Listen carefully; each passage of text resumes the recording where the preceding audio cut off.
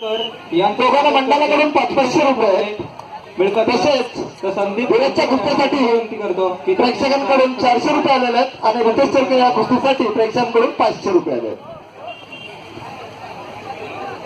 300 आहेत, चुकीची दुरुस्ती, धीरजसाठी 300 आहेत, 500 शबास आहे।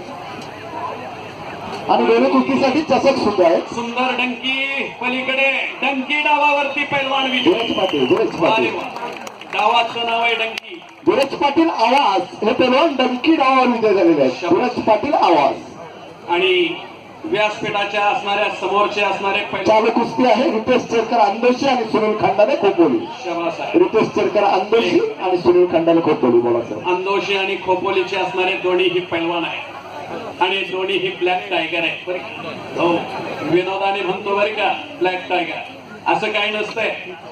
लय गोरा आणि मग त्याच्यापाशी कुस्ती लय चांगली आहे आणि लय ब्लॅक टायगर आहे त्याच्यापाशी कुस्ती नाही। अहो कृष्ण कमलिया वाला काला, ओ साक्षात भगवान श्रीकृष्ण सावळे होते।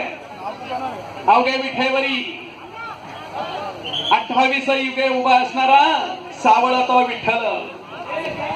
सावळ आगे माये, सावळ आगे माये, तो ही विठ्ठल होता आणि संपूर्ण जगाला ज्ञान देणारा तो ही सावळा होता।